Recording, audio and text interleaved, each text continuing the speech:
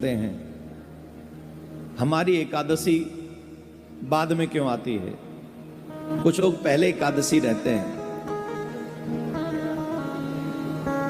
जिस एकादशी को हम लोग नहीं रहते, ध्यान से सुनना, आज वही एकादशी है जो हम नहीं रहते। आज है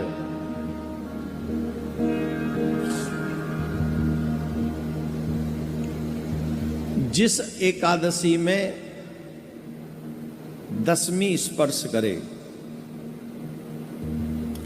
एक बात समझ लीजिए, जो मनुष्य एकादशी व्रत तो सब लोग रहते हैं, लेकिन शास्त्रों में कहते हैं कि कई लोग व्रत करने वाले ऐसी गलती कर बैठते हैं जो वही एकादशी का व्रत उन्हें नरक ले जाता है। वही एकादशी का व्रत उन्हें नरक में ले जाता है। इसलिए व्रत तो करना चाहिए, पर शास्त्र अनुसार करना चाहिए। सोच समझ के एकादशी का व्रत करना चाहिए।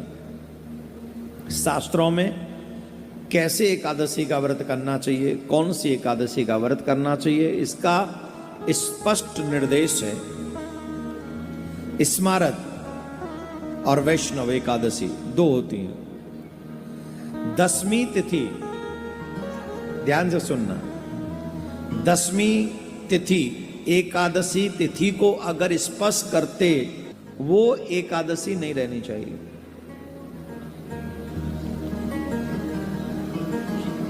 आपने देखा होगा, मोस्टली कई बार ऐसा होता है कि दसवीं में एकादशी प्रारंभ होती, स्पर्श हो जाता दोनों का।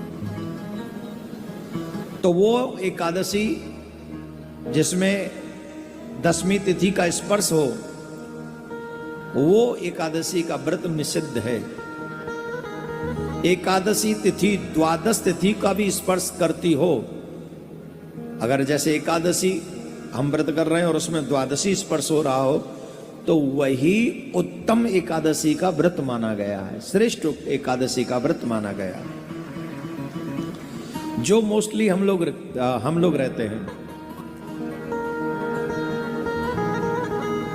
भविष्य पुराण में कहा गया है कि सूर्योदय के पहले 4 दंड काल यानी 1 घंटा 36 मिनट यदि दसवीं नाम मात्र भी रहती है, तो भी वह एकादशी उपवास करने के योग्य नहीं है।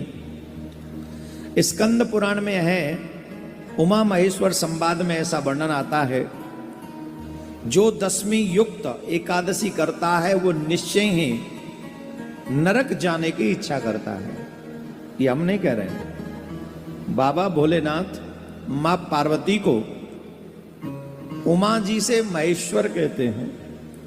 जो दसवीं से स्पर्शित एकादशी है, जो मनुष्य उस व्रत को करता है, वह नरक जाने की इच्छा रखता है। ब्रह्म पुराण में आता है कि धृतराष्ट्र के 100 पुत्रों का नाश हो गया। उसके पीछे एक रीजन ये भी था, उसकी जो पहली पत्नी थी, उसके साथ धृतराष्ट्र ने दसवीं स्पर्श वाली एकादशी का व्रत किया था, जिसके कारण उसके वंश का नाश हुआ। ऐसा हम नहीं कहते हैं, ये ब्रह्म पुराण में आता है। इसलिए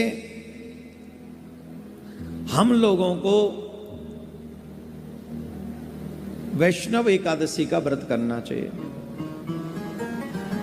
जो चाहे उसमें द्वादशी स्पर्श हो जाए, इवन त्रयोदशी भी कहीं स्पर्श होती हो, द्वादशी बहुत कम समय के लिए द्वादशी रही हो, और त्रयोदशी भी, वो तो श्रेष्ठतम श्रेष्ठ एकादशी का व्रत माना गया है।